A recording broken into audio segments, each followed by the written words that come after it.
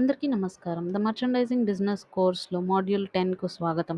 Industrial insights and tools మర్చండైజింగ్‌లో మనకి ఎలా ఉపయోగపడతాయి అనే దాని గురించి ఈరోజు మనం చూద్దాం.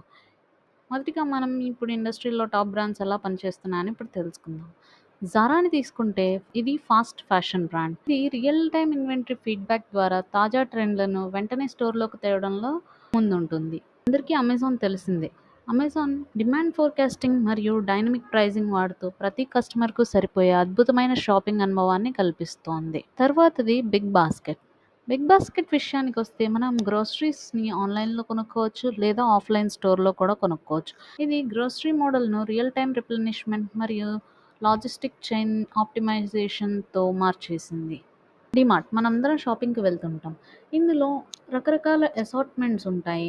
లోకల్ డిమాండ్‌ని అర్థం చేసుకొని వ్యూహాత్మకంగా దాన్ని ప్రొడక్ట్స్‌ని అరేంజ్ చేస్తూ ఉంటారు. నైకీ ఇది tech enabled in store planning చేస్తుంది.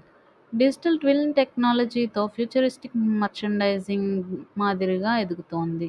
మరి ఈ బ్రాండ్స్ అన్ని మర్చండైజింగ్‌లో ఏ విషయాలను ప్రధానంగా ఫోకస్ చేస్తున్నాయని చూద్దాం. ఇలా చాలా బ్రాండ్స్ వాటి సక్సెస్ వెనుక కొన్ని స్ట్రాటజీస్‌ని వాడతాయి. అందులో కొన్ని ఫంక్షన్స్‌ని ఇప్పుడు మనం తెలుసుకుందాం. మొదటిది ఆప్టిమైజేషన్. ఆప్టిమైజేషన్ అంటే సరైన ప్రోడక్ట్‌ని సరైన టైంలో, సరైన ప్రదేశంలో ఉంచేలా చేయడం. అనలిటిక్స్ డేటాను విశ్లేషించి మనం ప్లాన్స్ రూపొందించడం. అలాగే రియల్ టైమ్ డేటాని యూజ్ చేసుకొని మనం మార్కెట్లో జరుగుతున్న మార్పుల్ని బట్టి వెంటనే స్పందించి మన ప్రోడక్ట్స్‌ని ట్రెండ్‌కి తగ్గట్టుగా మార్చడం మరియు స్టోర్‌ని అప్డేట్ చేసుకుంటూ ఉండడం. ఇంటిగ్రేషన్ అన్ని డిపార్ట్మెంట్స్‌తో మనం కలిసిపోయి పనిచేసి మన ప్రోడక్ట్‌ని సమయానికి కస్టమర్‌కి అందించేలా ఉండడం. యాస్ ఎ మర్చండైజర్‌గా నేను ఒక చిన్న ఎక్స్‌పీరియన్స్‌ని షేర్ చేసుకుంటాను. నేనొచ్చేసరికి ప్రోడక్ట్ మర్చండైజర్. మర్చండైజింగ్ డిపార్ట్మెంట్‌కి మార్కెటింగ్ నుండి మెయిల్ వస్తుంది. కస్టమర్ ఈ ప్రొడక్ట్స్ కావాలన్నారు. ఈ డేట్‌ని రెడీ చేసి ఉంచండి అని చెప్పేసి మనకి మార్కెటింగ్ డిపార్ట్మెంట్ వాళ్ళు మనకి చెప్తారన్నమాట. దాన్ని బట్టి మనం ఒక ప్రీ ప్రొడక్షన్ మీటింగ్ అనేది పెట్టుకుంటాం. దానికి రకరకాల డిపార్ట్మెంట్స్ అంటే పర్చేస్, క్వాలిటీ, లాజిస్టిక్స్, ప్రొడక్షన్ ఈ అన్ని డిపార్ట్మెంట్స్ వాళ్ళు అటెండ్ అవుతారు. వాళ్ళకి వాళ్ళ టాస్క్‌ని అసైన్ చేసి నేను నా ప్రొడక్ట్స్‌కి ఏమేమి కావాలి, ఎలాంటి వస్తువులు కావాలి, ఎంత క్వాంటిటీ కావాలి, ఆ డీటెయిల్స్ అన్నిటిని పర్చేస్ డిపార్ట్మెంట్ వాళ్ళకి అందిస్తాను. అలాగే ప్రొడక్షన్ వాళ్ళకి వాళ్ళు ఎంత ప్రొడ్యూస్ చేయాలి, ఎప్పుడు ప్రొడ్యూస్ చేయాలి, ఏ డేట్‌కి నాకు అందించాలి అనేది డీటెయిల్స్ ప్రొడక్షన్ వాళ్ళకిస్తాను. ఇంకా లాజిస్టిక్ విషయానికొస్తే వాళ్ళకి షిప్‌మెంట్ ఏ డేట్‌లో ఉంటుంది, వాళ్ళు ఎప్పుడు రెడీగా ఉండాలి, ఇవన్నీ డీటెయిల్స్ వాళ్ళ కోసం. క్వాలిటీ వాళ్ళు ప్రతి ఒక్క స్టేజ్‌లో కూడా వస్తువుల్ని చెక్ చేసి ప్రోడక్ట్ సరిగా ఉందా లేదా, తయారీ అంతా బాగుందా, కస్టమర్ రిక్వైర్మెంట్‌కి తగ్గట్టు వస్తువు తయారవుతుందా లేదా అనేది చెక్ చేస్తారు. నేను ఈ అన్ని డిపార్ట్మెంట్స్‌తో కోఆర్డినేట్ చేసుకుంటూ డేటాని కలెక్ట్ చేసుకొని మార్కెటింగ్ డిపార్ట్మెంట్‌కి అప్డేట్ చేస్తూ ఉండాలి. మంత్లీ రిపోర్ట్స్, వీక్లీ రిపోర్ట్స్ ఇవన్నీ అప్డేట్ చేస్తున్నాం. అదేవిధంగా కస్టమర్ మన ప్లాంట్‌కి వచ్చినప్పుడు వాళ్ళకి నేను మన ప్రోడక్ట్‌ని చూపించి కొత్త కొత్త శాంపిల్స్‌ని క్రియేట్ చేపించి వాళ్ళకి అందిస్తామన్నమాట.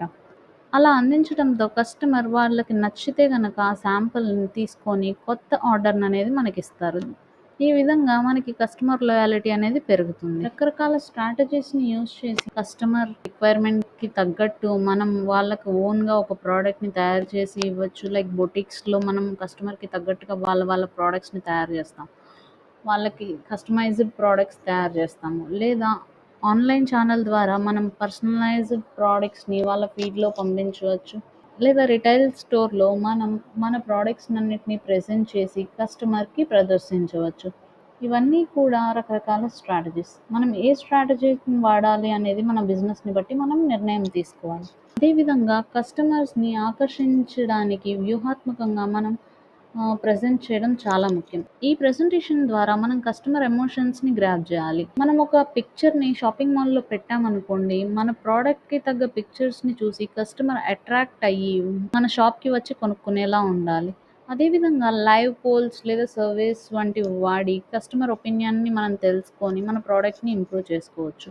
దీని ద్వారా కస్టమర్‌తో స్ట్రాంగ్ కనెక్షన్ అనేది ఏర్పడుతుంది. ఇప్పుడు మనం మర్చండైజింగ్‌లో కామన్‌గా వాడే టూల్స్ గురించి మాట్లాడుకుందాం. ఇవి డిఫరెంట్ ఇండస్ట్రీస్‌లో వాడే మర్చండైజింగ్ టూల్స్. ప్లానింగ్ వచ్చేసరికి మనకి పవర్ పాయింట్ ప్రెజెంటేషన్స్ ద్వారా ఎక్సెల్, సాప్ ఇలాంటివి యూజ్ చేస్తూ ఉంటారు.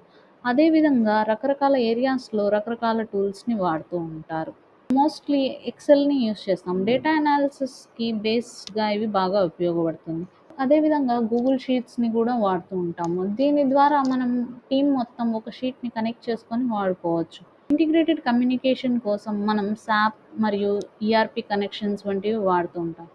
అలాగే ఈమెయిల్స్ ద్వారా మనం రకరకాల డిపార్ట్మెంట్స్‌తో కమ్యూనికేట్ చేస్తామనమాట. క్యాన్వా మరియు పవర్ పాయింట్ వంటివి యూజ్ చేసి మనం ప్రెజెంటేషన్స్ అనేవి తయారు చేసి మీటింగ్స్‌లో వాడుతూ ఉంటాం. అదేవిధంగా ఏఐ అనలిటిక్స్ ప్లాట్‌ఫార్మ్స్‌ని యూజ్ చేసి మనం అడ్వాన్స్ డెసిషన్ మేకింగ్ మరియు ట్రాకింగ్ అనేది చేయవచ్చు. లాజిస్టిక్స్‌లో ఇవి బాగా ఉపయోగపడుతుంది. ఇవన్నీ కలిస్తేనే మనకి వర్క్ ఫ్లోని ఒక స్ట్రీమ్ లైన్‌లో చేయడానికి ఉపయోగపడుతుంది. ఇంకా ఫైనల్ టిప్స్ విషయానికి వస్తే కన్సిస్టెన్సీ. మనం చేసే ప్రతి టాస్క్‌లో కన్సిస్టెన్సీ ఉండాలి. మార్కెట్ ట్రెండ్స్‌ని ఫాలో అవుతూ మార్కెట్‌కి తగ్గట్టు మన ప్రొడక్ట్స్‌ని అప్డేట్ చేస్తూ ఉండాలి. అలాగే డెలివరీ స్టైల్‌ని తరచుగా రిఫైన్ చేస్తూ ఉండాలి. ఎప్పుడు మనం డిస్‌ప్లేలో ఒకే ప్రోడక్ట్ అనేది ప్రెజెంట్ చేస్తే కస్టమర్ అనే వాళ్ళకి బోర్ కొట్టేస్తుంది. సో, మనం తరచుగా డిస్‌ప్లే స్టైల్స్ అనేవి చేంజ్ చేస్తూ ఉండాలి. ఫీడ్‌బ్యాక్ తీసుకొని మనం మన ప్రోడక్ట్‌ని ఇంప్రూవ్ చేయొచ్చు. కొత్త టెక్నిక్‌ని యూజ్ చేసి కొత్త కొత్త ట్రెండ్స్‌కి అడాప్ట్ అవ్వడం, వాటిని ఇంప్లిమెంట్ చేయడం వంటివి చేస్తున్నాం. మర్చండైజింగ్ అనేది మనం ఎంత నేర్చుకున్నా నేర్చుకుంటున్నట్టే ఉంటుంది. ఏదైనా ఒక వ్యాపారం మొదలుపెట్టినప్పుడు వ్యాపారస్తుడు ప్రతి ఒక్క స్టేజ్‌లోనూ వాళ్ళు ఎదుర్కొనే ఛాలెంజెస్‌ని బట్టి కొత్త కొత్త పాఠాలను నేర్చుకుంటారు. దాన్ని బట్టి వాళ్ళు తర్వాతి అడుగు ఎలా తీసుకోవాలి అనే దాన్ని ప్లాన్ చేసుకుంటారు. మీరు ఏ ఫీల్డ్‌లో అడుగుపెట్టినా మీకు ఈ మాడ్యూల్స్ అనేవి ఉపయోగపడతాయని కోరుకుంటున్నాను.